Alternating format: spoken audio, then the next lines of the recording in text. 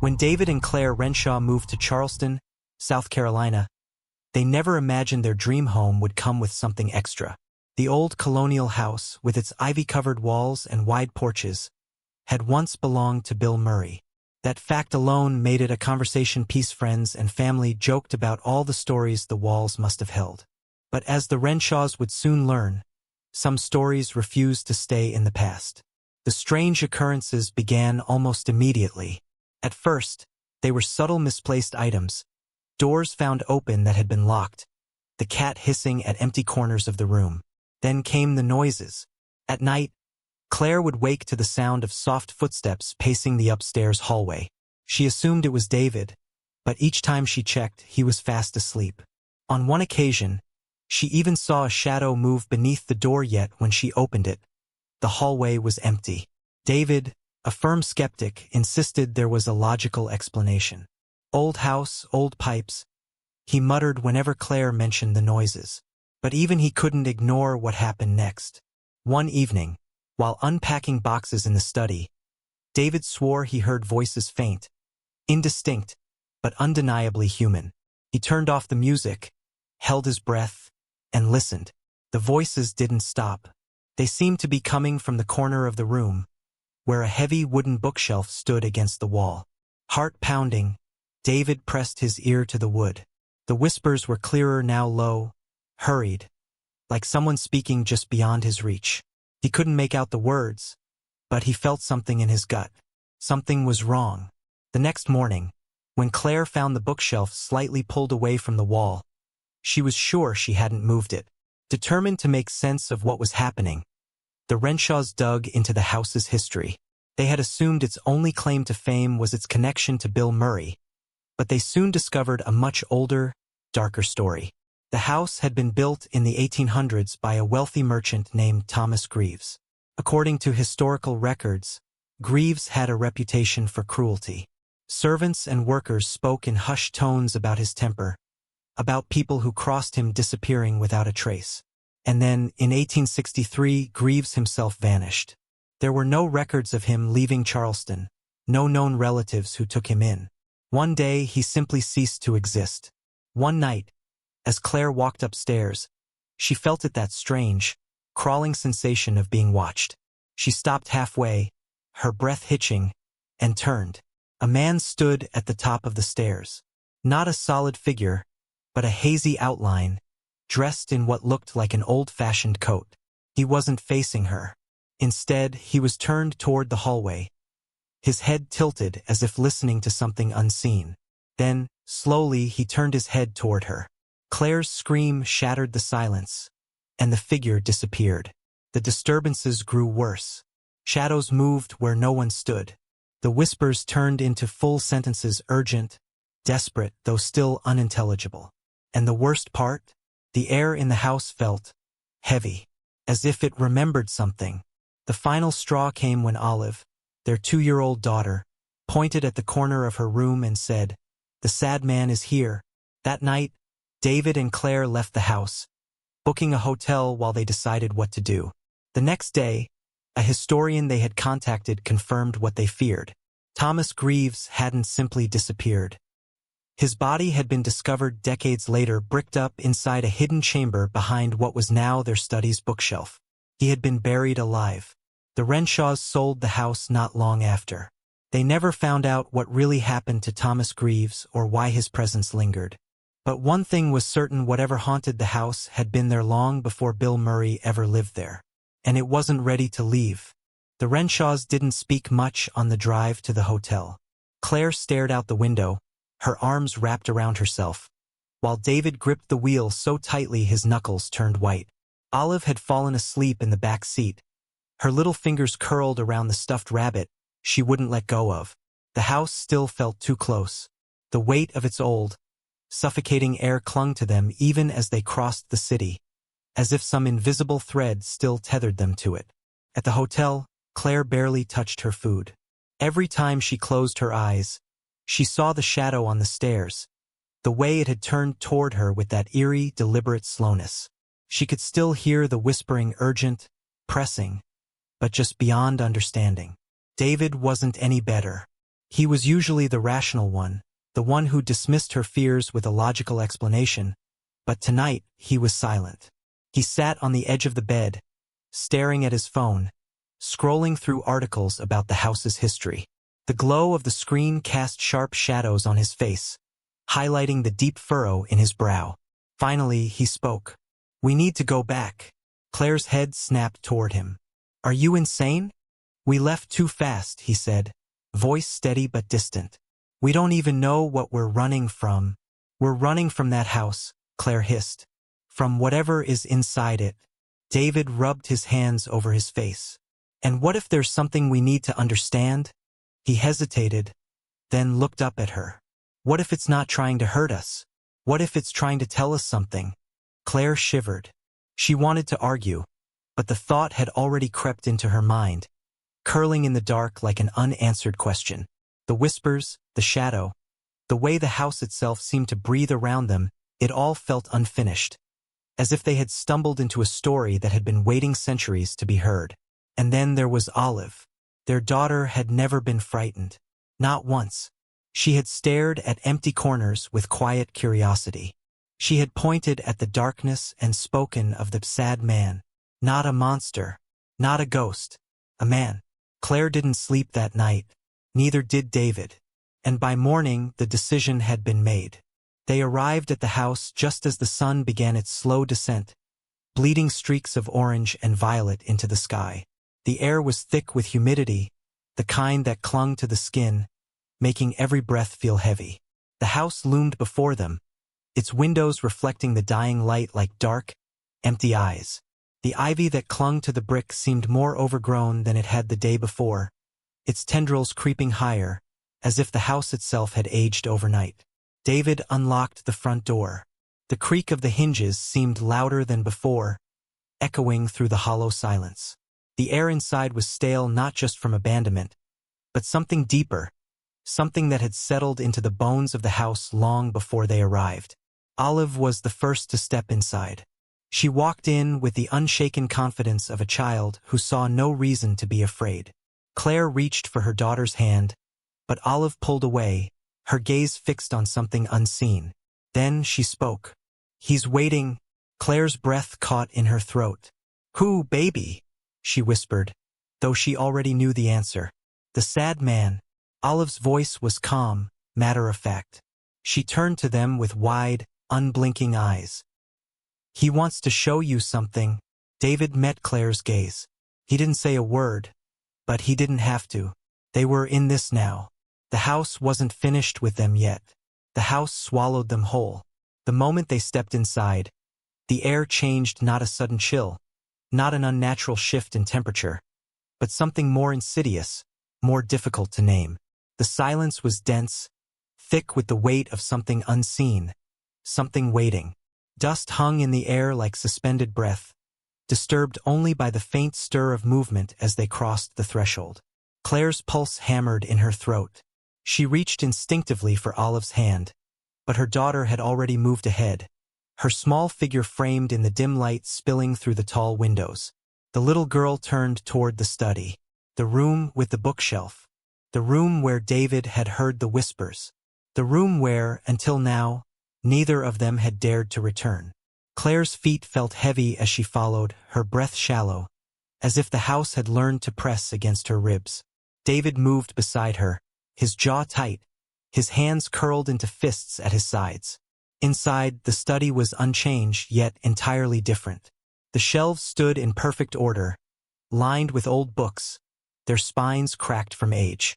The heavy wooden desk sat in the same spot, untouched since they'd last been here. The curtains, slightly parted, allowed just enough of the fading daylight to cast long, slanted shadows against the walls. But the feeling was different. Before, the house had simply felt old. Now it felt occupied. And then Olive, standing in the center of the room, tilted her head slightly and whispered, "He's here." Claire's skin prickled. She opened her mouth to speak, to ask something, anything, but the words caught in her throat. Olive stepped toward the bookshelf, her small fingers trailing along the polished wood. David inhaled sharply. He knew. They both knew. the hidden space behind the bookshelf, the whispers that had come from within. Olive pressed her hand flat against the shelf, and the house exhaled. A sound, deep and low, vibrated through the floorboards. Not a groan of old wood, not the settling of an aging house, but something alive, something shifting, responding. And then, a single book slid forward from the shelf and tumbled to the floor. The sound was deafening in the stillness. Claire flinched, her breath catching in her chest. David hesitated, then knelt. Slowly, cautiously, he reached for the book, his fingers brushing against its worn leather cover. The title was embossed in faded gold lettering, barely legible in the dim light. The Last Will and Testament of Thomas Greaves. Claire's heart lurched. She exchanged a glance with David, her mind spinning. This wasn't just some old book. This wasn't just another piece of history. This was his voice, his final words. David swallowed hard. His hands were steady, but Claire could see the tension in his jaw as he opened the cover. The pages were stiff, aged, yellowed with time. But just as his eyes scanned the first line, a whisper, not from Olive, not from David, not from Claire, but from the darkened hallway beyond. A whisper, soft as breath, pressing against the silence. A whisper that didn't belong to the living. Help me. Claire's blood ran cold. David jerked his head up, eyes darting toward the doorway. There was nothing, only the hallway, stretching out into dimness, the light from the study casting flickering shapes against the walls. Olive was unafraid. She watched the empty space beyond them with a quiet, knowing expression. She knew something they didn't. She saw something they couldn't. And then, without looking away, she whispered, "He wants to show you where he died." The whispering returned, soft, insistent, growing. And somewhere in the depths of the house beyond the study, beyond the hall, beyond the walls they thought they knew, something moved. Don't forget to subscribe and like if you liked this story. Something moved.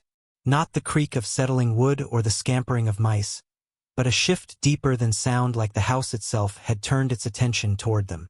A presence, stirring from the unseen spaces between walls and floors, stretching into the dimness beyond the study door. Claire's fingers dug into the fabric of her sweater, breath shallow, as if inhaling too deeply might draw whatever was watching closer. David's knuckles whitened around the book, his body rigid. Olive stood still, unblinking, her small hands clasped in front of her, the calmest of them all. From the darkness of the hallway, the whispering grew. Not a voice, but voices layered, overlapping, threading through one another like tangled ribbons of sound. Murmuring, pleading, not angry, not threatening, desperate. And through it all, the same two words surfaced again and again, slipping from the unseen mouths of the past. Help me. Claire fought the urge to turn and run. But where? Outside? Into the night, into the unknown? No. She couldn't leave Olive, couldn't leave David, couldn't leave this unfinished. Because somehow, impossibly, she knew if they turned away now, if they fled, this would follow them. It would sink into their bones, linger in their dreams, pull at the edges of their lives until they listened. So instead of running, she whispered, her voice barely more than breath. Where? A silence, vast and endless. The air hung still, thick, waiting. Then, a sound. A soft, deliberate tap against wood. David flinched, gripping the book tighter. The sound had come from just outside the study, down the long, shadowed corridor that led toward the dining room. Then again, tap, tap, like the impatient knock of unseen fingers against a locked door. Claire's stomach tightened. She turned to Olive, who still hadn't moved, still hadn't spoken. The little girl's gaze was fixed toward the hallway, her head tilted slightly, as if listening to something just beneath the edge of sound. Then, slowly, deliberately, she lifted her hand and pointed, not toward the floor, not toward the walls, toward the space above them. David followed her gaze. His throat bobbed as he swallowed, his fingers flexing around the book. The attic. Claire shuddered. The attic. They hadn't been up there since moving in. It was a forgotten space, a place of dust and insulation, of old beams and cobwebs thick with time. But the house hadn't forgotten it, and neither had the dead. The whispering started again, more urgent now, curling around them like smoke. Claire's pulse pounded in her ears as David set the book down with careful hands, as if handling something fragile, something sacred. Without a word, he turned and stepped into the hallway. The tap-tap-tap continued slow, rhythmic, expectant. Claire hesitated for only a moment before following. Olive, silent as a shadow, padded after them. The house seemed larger in the dark, its corridors stretching impossibly long, its corners deeper. The walls felt too close, the ceiling too high, the air thick with something unseen. The attic door loomed at the end of the hallway, its edges barely visible in the dim glow of the old light fixtures. David reached for the pull cord. His fingers brushed against it, and the whispering stopped. A silence deeper than sound, a pause so vast it felt like the house itself was holding its breath. Then, a sudden thud from above. A single, solid impact. Something was waiting for them. David pulled the cord. The attic door swung open with a slow, aching groan, the wooden ladder unfolding downward into the yawning dark above. A gust of warm, stagnant air rushed past them, thick with the scent of aged wood and forgotten time. For the first time, Olive hesitated. She reached for Claire's hand, her small fingers curling tightly around her mother's. David turned back to them. His face was pale, his expression unreadable. "We have to go up." Claire swallowed hard, her throat dry. Something wanted them to. Something had been waiting. And now there was no turning back. David placed one foot on the attic ladder, testing its weight. It groaned beneath him, a brittle sound swallowed by the hush of the house. He exhaled, steadied himself, and climbed. Claire held Olive's hand tightly, her other hand gripping the wooden frame of the attic door as David disappeared into the darkness above. The stale air drifted downward, thick with dust and something else, something older, something untouched for too long. Then his voice. Jesus, a single word, barely more than a whisper. Then silence. Claire's stomach twisted. David. No response. The shadows above felt heavier, thick as oil, pressing down against the threshold between the known and the unknown. Claire took a breath, lifted Olive into her arms, and stepped onto the ladder. The wood creaked beneath her weight as she climbed, rung by rung, her heart hammering with each upward movement. The attic unfolded around her in thick, choking dimness. The single, dust-filmed bulb flickered overhead, its weak glow revealing the contours of slanted beams, old trunks, forgotten relics of lives once lived. And David, standing in the center of the attic, rigid, staring down at the floor. Claire followed his gaze. The dust-covered planks at his feet were wrong. Darker, uneven, slightly warped. A section of the floor that looked different, as if it had been replaced. Olive wriggled slightly in Claire's arms, and without hesitation, she whispered, "He's under there." A cold shudder crawled up Claire's spine. David's throat bobbed. He crouched, brushing his fingers over the old wood, then pressed down. The plank shifted loose. He looked up at Claire, at Olive, then slowly, deliberately wedged his fingers beneath the board and pulled. The wood lifted with a brittle crack, the sound splitting the stillness. Dust rose, and beneath it, blackness, a hollow space, deep and narrow, hidden beneath the attic floor. And inside it, a body, or what was left of one. Bones, yellowed and brittle, tangled in the remnants of what had once been fabric. A suit, rotted beyond recognition, the threads barely clinging to the remains of a skeleton curled into itself. David jerked back, his breath sharp. Claire couldn't move. Her body felt rooted to the spot, as if the attic itself had tightened around them. And then, a breath, not their own. A shift in the air, a ripple of something unseen. The light bulb flickered, dimming to the barest ember of glow. And from the darkness of the attic's corners, the whisper returned. Stronger now, clearer. "You found me." Claire clutched Olive tighter. David scrambled to his feet, his breath ragged. The attic listened, the house itself seeming to expand, to press inward. Olive, calm, unwavering, tilted her head. "You can go now," she whispered to the emptiness. A silence. Then, the attic exhaled. A rush of cold air, sudden and weightless, lifting the dust in tiny spirals. The pressure in the room shifted, as if something unseen had released its grip. The whispering faded, dissolving into the thick beams and forgotten spaces of the house. The bones still there, still untouched, felt lighter, as if they no longer carried the weight of a presence. David swallowed hard. He cleared his throat. "We have to tell someone." Claire nodded, her hands trembling. But Olive only smiled, small and knowing, as she looked into the empty attic shadows. And for the first time since they had stepped into the house, the silence felt like peace. The police arrived the next day. The remains, confirmed to belong to Thomas Greaves, were exhumed and given a proper burial. The house, no longer heavy, no longer watching, settled into stillness. The whispers never returned. The shadows never moved again. And the Renshaws never spent another night in the Murray house. Some stories, after all, are not meant to be lived in. Don't forget to subscribe and like if you liked this story.